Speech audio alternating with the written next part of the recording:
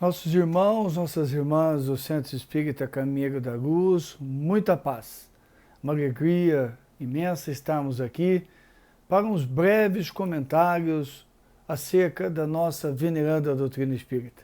E que Jesus nos abençoe e nos envolva, nos dando o suporte e o apoio inestimável para que nós possamos conduzir os nossos debates de hoje, as nossas reflexões de hoje.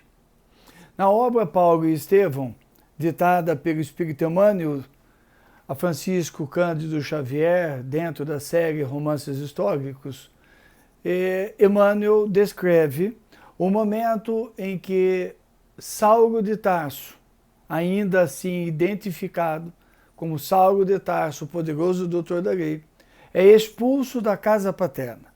Numa cena extremamente difícil, extremamente triste, porque um pai expulsava o seu filho querido, o seu filho primogênito, que numa casa judia era bastante grave, era bastante difícil de acontecer. Mas ele expulsa Saulo, por Saulo afirmar ter visto Jesus, por Saulo afirmar ter aceitado as propostas de Jesus, se convertendo ao cristianismo, que na verdade não existia com esse nome, mas que representava a fala de Jesus enquanto ele esteve entre nós. Saulo de Tarso sai da casa do pai, recebe, ganha, é jogado, é dado a ele um saco de moedas que o próprio pai pediu que o empregado o entregasse. E depois daquelas moedas que ele aceita, pois já não tinha mais nada, havia perdido o nome, havia perdido tudo que detinha, e de homem poderoso e rico, ele torna-se praticamente um mendigo. Tinha a sua saúde, tinha a sua inteligência, o seu conhecimento, tinha o seu conhecimento de artesanaria, de fazer tapetes, porque é um ponto muito importante da cultura judia, que forma os homens e as mulheres, os meninos e as meninas, em algum tipo de profissão, para que possam sobreviver e viver de algo mais simples, mas que lhes dê um rendimento honesto, nos momentos de dificuldade, tendo em vista as inúmeras diásporas que o povo judeu viveu ao longo da história. Ele era um exímio tecelão, fazia tapetes, né, e panos, enfeites, essas coisas, redes, somente trabalhando o fio de algodão ou fio de linho como tinha na época. E ele então, de posse disso, inicia a sua jornada. Mas ele trazia no seu alforje, e Emmanuel faz questão de destacar, um presente que ele havia recebido, que eram o texto, as epístolas, as cartas, o evangelho, as passagens de Mateus. Tudo que Mateus escreveu estavam colocados naqueles pergaminhos antigos que ele trazia no seu alforje. E ele confortou-se a saber que tinha em suas mãos um tesouro inestimável e que já bastaria para que ele refletisse em profundidade na proposta de Jesus. Recolhe-se ao deserto e durante o tempo em que passa no deserto, não houve um dia sequer, dia e noite, em que ele não tivesse consultado o pergaminho, em que ele não tivesse estudado o Evangelho de Mateus, como nós o conhecemos hoje. Refletiu, amadureceu as ideias, buscou na sua intimidade, na sua grandeza, né, na sua grandeza intelectual, ele buscou compreender as propostas de Jesus. E passou sempre a dizer que aqueles pergaminhos tinham sido o presente mais importante que ele havia ganho na sua vida. Usando de Saulo de Tarso, agora Paulo de Tarso, nós nos pegamos recentemente, no meio de algumas reflexões, e fazendo uma palestra e depois um seminário, repetimos isso que vamos dizer, depois num outro estudo, e nos demos conta de que nós também não podemos viver sem o Evangelho de Jesus.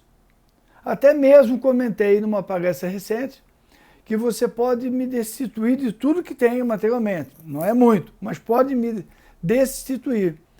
Mas me deixa o Evangelho. porque com o Evangelho segundo o Espiritismo, dá para fazer muita coisa.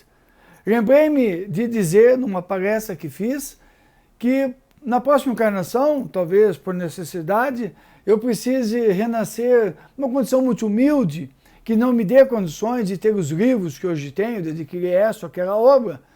Não há problema nenhum. Se me der condições de comprar um Evangelho segundo o Espiritismo, eu já estou satisfeito. Ou se me deixar numa ilha deserta, algum lugar desse, onde eu não tenha contato com nada, com o mundo, com internet, com celular, com nada, me deixa um exemplar do Evangelho segundo o Espiritismo e eu estarei muito feliz. Essa é a nossa proposta de hoje. Nós chamarmos atenção por quanto que o Evangelho é importante nesta quadra que nós estamos vivendo. Estamos rodeados de muitas informações, uma avalanche de informações pelo WhatsApp, pela internet, pelo Instagram, pelo Twitter, pela imprensa escrita, falada, seja o que for. Nós estamos cobertos de informação. Mas há que se saber separar a informação. Há que se saber selecionar a informação, refletir nela e verificar aquilo que realmente eu devo dar atenção e naquilo que eu devo me aprofundar. E com certeza, o estudo diário e consistente do Evangelho segundo o Espiritismo nos dá as ferramentas para nós enfrentarmos esse momento tão difícil. Essa hora tão acre de nossas vidas do planeta Terra. Esse momento em que somos chamados aos testemunhos. Esse momento em que Jesus coloca para andar a roda da mudança, a roda da transição de uma forma definitiva. Pois dizem os Espíritos de forma muito clara que os tempos são chegados, que agora é a hora da transição, baseada, fundamentada na moral, na estrutura moral de cada um.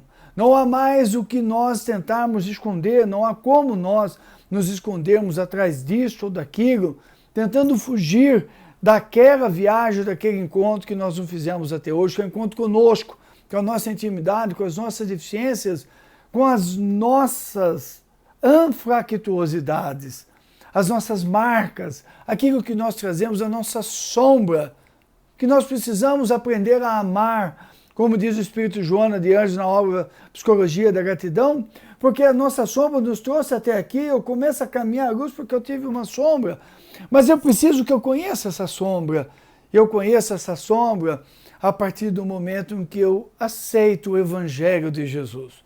Procuro estudar em profundidade e procuro entender o meu papel, principalmente à luz do Espiritismo. Temos visto muitos companheiros espíritas na periferia do Espiritismo. Muitos companheiros que trocaram o altar pelo centro espírita. Trocou o padre pelo médium, pelo expositor. Trocou a hóstia pelo passe. Mas a sua conduta, a sua postura prossegue exatamente a mesma. A nossa postura prossegue a mesma. Nós não entendemos a proposta de Jesus. O Consolador prometido nós não entendemos. Não entendemos que o Espiritismo é um cristianismo redivivo. E que dessa forma eu preciso estabelecer novos padrões de conduta. E mais ainda, o Espírito Manuel Filomeno de Miranda traz, na obra No Rumo do Mundo de Regeneração, ele traz a fala do Espírito Ismael, e a fala do Espírito Bezerra de Menezes, e a fala do irmão Antúrio, ambos batendo na mesma tecla. A Covid, a pandemia que está aí, é de caráter moral. O vírus se instala e ele se transmite e ele atua pelas nossas deficiências morais. E somente modificando a nossa estrutura moral, comportamental, é que nós vamos realmente conseguir sobrepujar tudo isso que está aí. Portanto, o vírus, a pandemia, vem para nos levar a reflexões que nós estamos fugindo de fazer há séculos. E na roda da vida, no dia a dia que nós estávamos, que o mundo estava, nós não íamos conseguir fazer, não estávamos conseguindo. Então é preciso um elemento que nos faça a dar uma freada e que nós possamos refletir o que nós estamos fazendo na Terra. O que realmente significa a reencarnação? o que realmente significa a imortalidade da alma, que uso que eu faço desses conhecimentos para melhorar-me e melhorar o meu entorno. Não para converter as pessoas, porque não é essa a proposta do Espiritismo, não para fazer proselitismo religioso, tentar aumentar a quantidade, ampliar os adeptos, os profitentes, não é essa a proposta.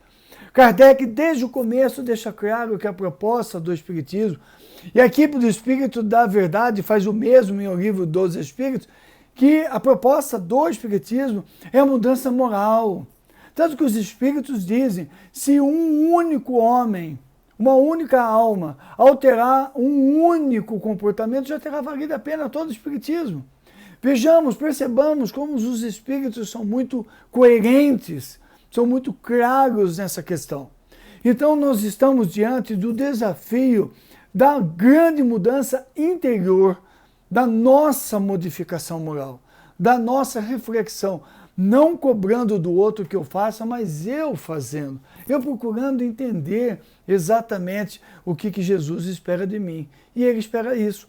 A condição sine qua non para que eu adentre pelo mundo novo, para que eu esteja no mundo de regeneração, é a mudança moral. Porque eu vou alterando a minha estrutura fluídica, eu vou alterando a minha intimidade e vou tendo condições de, caso tenha tido Covid, sobrepujar o Covid, caso eu não tenha tido de ter a profilaxia para que eu não seja contaminado, e por aí vai. Porque nós vamos perceber nas pessoas que tiveram Covid, eu sou um deles, nós vamos perceber que o Covid se adentra por falhas nossas, pela diminuição do nosso nível de confiança, de fé em Jesus, de fé em Deus, de esperança, de renovação da esperança, à luz do Espiritismo, entendendo que o mundo está se modificando, que existe a reencarnação, a mortalidade da alma, mas que eu preciso fazer o meu papel agora, neste momento, que eu preciso modificar o meu comportamento agora, neste momento. E no Evangelho segundo o Espiritismo, lá no capítulo 17, que é um capítulo fantástico, Sede Perfeitos, existe um texto que Kardec escreve que se chama Os Bons Espíritas, onde ele trata do que realmente é um bom espírita e nos dá a trilha, nos dá o caminho para que nós possamos entender o que é um bom espírita. E ele diz que o espiritismo precisa ser bem compreendido, porque se isso ocorrer, ele nos leva à modificação moral. Eu preciso estudar o espiritismo, eu preciso conter essa ânsia de informação que me leva a ver qualquer live, a aceitar qualquer coisa que vem no meu WhatsApp, de médiuns e escritores duvidosos. Eu preciso parar de buscar informações bombásticas, catastróficas. Eu preciso amadurecer e, como espírita, buscar a informação lúcida e sólida que está nas obras básicas de Allan Kardec, que está numa obra psicografada por Chico Xavier, por Divaldo Franco, por Raul Teixeira e alguns outros médiuns de bom talante que nós conhecemos a vida e sabemos da sua proposta. Mas é em Kardec que eu encontro a estrutura para que eu compreenda bem o que é o Espiritismo, para que eu perceba que o Espiritismo facilita a prática da moral do Cristo, que ele traz de forma muito clara as propostas do Evangelho de Jesus, que ele nos clarifica as parábolas de Jesus, que ele oferece a nós, pelos princípios básicos da reencarnação, da mortalidade da alma, da comunicabilidade com os espíritos desencarnados, com a pluralidade dos mundos habitados, com a crença em Deus. Esses princípios básicos alteram a configuração do Evangelho, colocam uma nova interpretação e deixa claro o caminhar de Jesus pela Terra e o uso que nós devemos fazer isso no nosso dia a dia. Entender Kardec, estudar o Evangelho segundo o Espiritismo, é poder ter a ferramenta para a colocação em prática, o aspecto filosófico do Espiritismo, porque eu coloco em prática aquilo que eu estou estudando, que eu não fiz até hoje. Eu preciso fazer. E dessa forma eu vou entendendo nuances da mudança, da transição, e vou ficando o interlocutor dos espíritos mais esclarecido. Alguém que renova a esperança nas pessoas, porque eu vou me modificando. Eu vou entendendo as coisas de uma forma muito clara. E ele diz no texto que o bom espírito é aquele que estuda o espiritismo, porque ele se esclarece. Ele diz que não é preciso ser inteligente, ter diplomas, não. É preciso tão somente estudar, ler. Ainda nós vemos espíritas dizendo por aí que Kardec é difícil e está ultrapassado. Eu não sei de onde tiraram isso.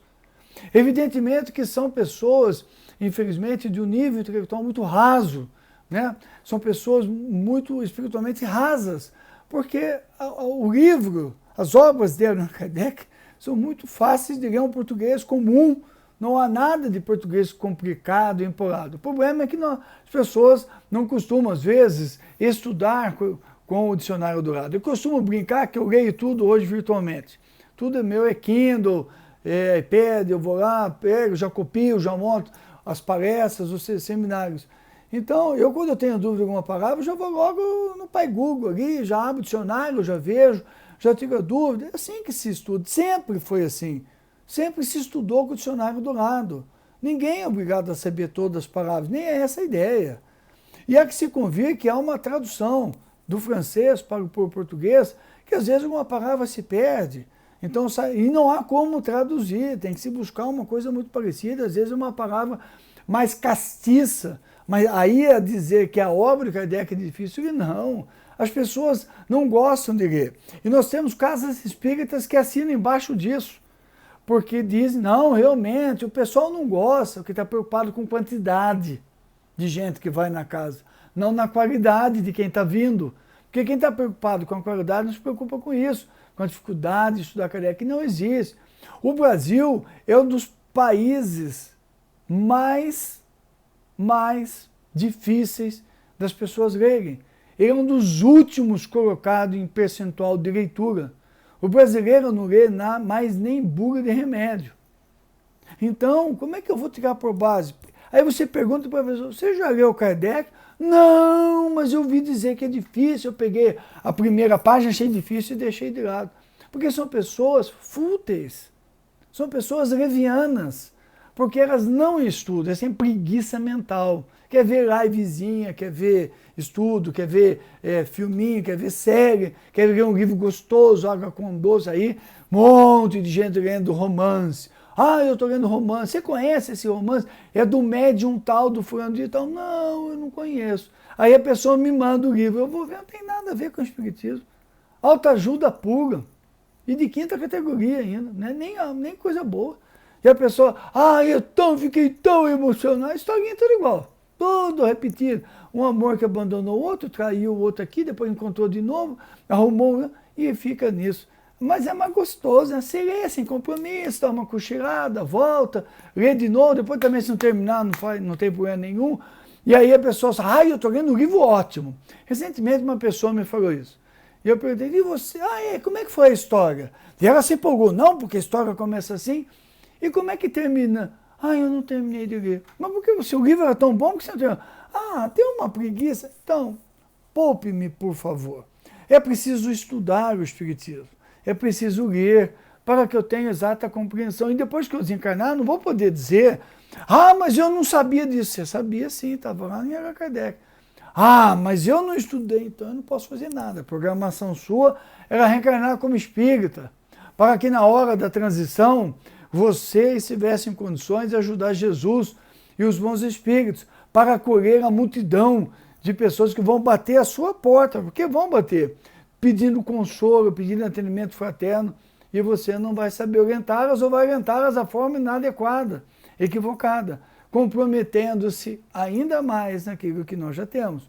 Então eu estudo, como diz Kardec, nesse texto excepcional, eu estudo, com tranquilidade, eu vou lendo, as casas espíritas precisam divulgar isso, para que as pessoas possam adquirir a realidade do que é o espírito encarnado, do que nós somos enquanto espíritos encarnados. E para que as pessoas possam, a partir desse estudo, e aí eu vou me tornando um bom espírita, quando eu vou, a partir desse estudo, eu vou entendendo que eu tenho os laços muito fortes com o plano espiritual inferior. Grande parte de nós, a maioria, é a primeira encarnação como espírita. Mas nós estamos bem ligadinhos com os espíritos perversos. Diz o Espírito Camilo, na obra Nos Passos da Vida Terrestre, do médium Raul Teixeira, um livro excelente, excepcional, que os nossos laços que nos prendem às organizações do astral inferior são muito fortes e que demandam várias encarnações para nós nos desconectarmos com as regiões trevosas. E como é que eu desconecto? Com a melhoria moral. Eu vou mudando pouco a pouco. Então a encarnação é um segundo, mas eu preciso aproveitar bem esse segundo, dia a dia, para que eu possa aos poucos ir diminuindo a intensidade dessa ligação com o mundo inferior que eu ainda tenho. Então, enquanto algumas pessoas, como esse laço é muito forte, elas não estão com vontade de realmente reagir, elas olham para o espiritismo de uma forma leviana, olham por cima, eu gosto de ir lá tomar o passe, e aí depois eu vou embora. E a pessoa fica assim a vida toda. Eu, como fui presidente de centro espírita várias vezes, sou agora presidente de um centro espírita em Brasília, eu estou acostumado a ver isso. As pessoas chegam, mas de longe a gente já sabe que a pessoa vai chegar, vai ficar ali uns dias e depois vai vazar, vai embora. Porque é uma pessoa com esses laços muito fortes, ela quer ir para o cabeleireiro, o outro quer usar roupinha bonitinha, o outro quer viver a futilidade do dia a dia, não abre mão disso, daquilo. E uma vez por semana ela vai no centro como ela ia na missa. Os laços são muito fortes, não vão modificar muito. E tem outros que não, que já começam a entender um pouquinho, já se apresenta para algum trabalho, né? Já quer alguma coisa, são os espíritas imperfeitos, porque ainda não consegue transformar esse trabalho numa mudança de conduta. Então, quantos irmãos nossos que estão na casa espírita, que trabalham, ajudam na sopa, ajudam no passe, ajudam fazendo estudo, até fazendo estudo, né? Ajudam numa campanha, dão um recurso para nós melhorarmos a sede, e gostam de participar das coisas, mas mais como um grupo social, não se aprofundam, não entram dentro. E aí perdem a chance, embora ajude, já deram um passo muito grande, né? E quando desencarnar, vão ver que fizeram alguma coisa, será considerado, evidentemente, na balança, né? E eles já terão dado um grande passo. A próxima encarnação já virão com outro olhar. Mas são muitos os nossos companheiros, são os espíritas imperfeitos. Mas o espírita verdadeiro, como diz no final do texto o Kardec, né, qualificado de espírita verdadeiro e sincero, esse está no patamar superior. Né? Ele, de uma certa forma, ele tem uma percepção mais clara do futuro, conhece bem os princípios da doutrina espírita, que nós já falamos aqui, né? Esses princípios vibram nele uma fibra diferente e ele altera a estrutura da sua vida, ou começa a alterar dentro do que lhe é possível, para que ele possa, ainda nessa encarnação, lograr bom êxito, conseguir boas vitórias sobre si mesmo. Então, ele é tocado no coração, diz Kardec. É crucial essa frase que Kardec usa. Em suma, é tocado o bom espírita no coração. E a sua fé se torna inabalável. E ele então não tem mais medo, não se perde nos medos que ele tem por aí. E ele se comove com as propostas do Espiritismo. E ele está embutido naquela frase que está no final desse texto imperdível do Evangelho segundo o Espiritismo, os bons espíritas, que diz: reconhece-se o verdadeiro espírita pelos esforços que ele faz para domar as suas más tendências, as suas más inclinações. É esta a hora que nós estamos vivendo. Mais do que nunca, renovarmos a nossa fé em Jesus. Está tudo certo, gente. Está tudo certo. O espírita agora é aquele que fala para o próximo, que que está tudo certo, que soergue o que está em depressão, que soergue o que está cabisbaixo, aquele que perdeu a esperança, aquele que está acuado pelo medo. O espírita é aquele que vai acolher a todos, na sua casa, no trabalho, na rua, na casa espírita, na live, no WhatsApp, pelo Google Meet, pelo Zoom, seja o que for. Mas ele vai atender, vai ouvir e vai cantar, como diz o Espírito Maria Dolores, a música dos imortais que se ouve e não se esquece nunca mais. Falando para todos da reencarnação, da mortalidade da alma, falando a eles que vai passar, que a Terra está no momento de transição, que nós estamos indo para o mundo onde o bem e o mal estarão equilibrados, não mais o mal sobrepujando o bem, o mundo de regeneração como está no Evangelho segundo o Espiritismo. Eu vou dizer a ele, nós estamos passando pelo que nós precisamos, nós somos os trabalhadores da última hora, fomos convidados por Jesus para estar aqui agora, e é uma honra nós estarmos aqui agora a serviço de Jesus para acolhermos como socorristas, humildes socorristas, carregadores da padiola divina, que levará as almas de frente ao portal da regeneração, para que elas entendam o que vem pela frente, para que depois as nossas casas espíritas, então deixando de ser o posto de socorro, se convertam na estrutura, na base, no alicerce do mundo de regeneração. Como os Espíritos disseram em O Livro dos Espíritos, como Kardec falou por todas as obras básicas, e como os Espíritos pelas mãos venerandas de Chico Xavier, de Edivaldo Franco, e de Raul Teixeira, e de Ivone Pereira e tantos médiuns vieram dizer para nós que são chegados os tempos e que agora é a hora de nós nos convertermos finalmente para nós acudirmos àqueles que nos procuram. Não nos percamos em devaneios, meus irmãos, minhas irmãs.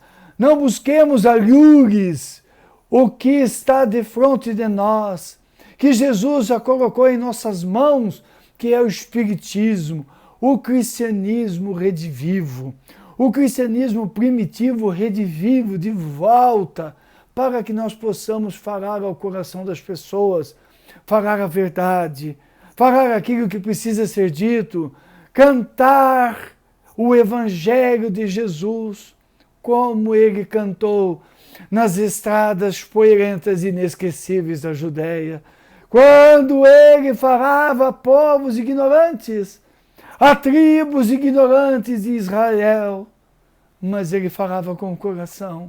Ele atingia, ao dominar o éter, ele atingia o coração daquelas almas sofridas que vinham de séculos de escravidão e de subjugação. A hora se aproxima. É o momento de nós, unindo os nossos esforços, à luz de Kardec e de Jesus, nós nos convertemos em fiéis trabalhadores da seara do Cristo. Aproveitemos a oportunidade, aproveitemos o convite e estudemos o Evangelho à luz do Espiritismo, estudemos Kardec, compreendamos Jesus, para que possamos, dessa feita, caminharmos com segurança no rumo da paz imorredora que nós tanto buscamos. Nós podemos fazer. Disse Jesus cantando no seu Evangelho: vós sois deuses, podeis isto e muito mais, pois se assim não fosse, eu já vos teria dito. Ele disse que nós podemos muito, e nós podemos, se nós tomarmos a nossa cruz e não olharmos para trás, mas olharmos para frente, no caminho da luz plena, a luz do Evangelho de Jesus. Fiquemos em paz, que Jesus, o Mestre inovidável, o peregrino Senhor da cruz, nos envolva na sua paz e esteja conosco sempre. Muito obrigado pela paciência, muita paz. Fiquemos com Jesus.